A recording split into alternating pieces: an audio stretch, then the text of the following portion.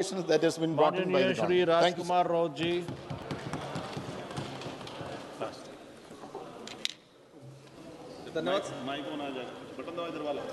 धन्यवाद सभापति महोदय। आपने औद्योगिक संबंध संहिता संशोधन विधेयक 2026 पर बोलने का अवसर प्रदान किया। ये जो बिल आया है उस बिल को लेके देश भर के मजदूर यूनियनों द्वारा इसका विरोध किया जा रहा है। इस बिल के माध्यम से ये कहा जा रहा है और ये हकीकत है कि मजदूरों के जो अधिकार हैं, इनके साथ जो कंपनियों में शोषण, अत्याचार, जो भेदभाव होता है, उनकी कम मजदूरी दी जाती है, वहाँ किसी पे हत्याएं हो जाती है, वहाँ शोषण होता है, तो उनको कहीं न कहीं उनके जो राइट्स है उसको कमज़ोर करने का जो बिल आया है उस बिल का हम विरोध करते हैं। माननीय सभापति महोदय, मजदूरों का दर्द मालिक नहीं समझ सकता। मजदूरों का दर्द समझना है तो मजदूर बन के सोचिए। मजदूरों का दर्द मजदूरी समझ सकता है, मालिक नहीं समझ सकता है। माननीय सभापति महोदय, मैं जिस क्षेत्र से आता हूं, डूंगरपुर बांसवाड़ा संसदीय क्षेत्र, और ये क्षेत्र से अधिकतर लोग अहमदाबाद, गुजरात, जो हिम्मतनगर उस इलाके के अंदर, मैं माननीय मंत्री महोदय से विशेषकर आग्रह करना चाहूंगा कि अभी जो स्थिति बन रही है, दो ऐसे प्रकरण आए हैं।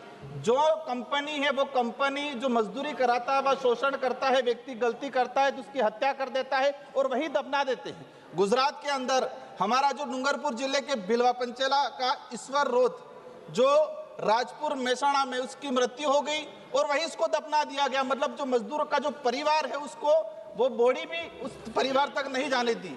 वही सेम घटनाक्रम भीलवाड़ा का रमेश भील, जो महाराष्ट्र के नासिक में मजदूरी कर रहा था, जिस कंपनी में जिस ठेकेदार के वहां मजदूरी कर रहा था, उसी ठेकेदार ने उसकी हत्या कर दी और वहीं इसको दफना दिया गया। मतलब देश के अंदर मजदूरों के जो हालात है, ऐसे ऐसे कई प्रकरण हैं। जो दो लेटेस्ट प्रकरण आए हैं कि जो मजदूर जहाँ कर रहा था वहीं पर उसको दफना दिया गया, परिवार को बॉडी तक नहीं मिली है, ये कंडीशन आ रही है। मैं इस बिल के माध्यम से कहना चाहूंगा कि मुझे एक हमारे रेलवे मिनिस्टर साहब भी बैठे हुए हैं यहाँ, रेलवे के अंदर सफर किया, जो सप्लाई करता है, जो उस व्यक्ति ने आके बताया, मैंने कहा कितनी सैलरी मिलती है, उसने कहा सर क्या बताए, उसने सर ये जानना जरूरी है, उसने क्या कहा कि आज से 3 साल पहले मुझे 18,000 मिल रहे थे और आज कितने मिल रहे, उसने कहा 12,000 मिल रहे। किंग कंपनी, ये कोई कंपनी है किंग कंपनी, उस कंपनी वाले ने जो मजदूरी जो थे उसके रेट कम कर देगी।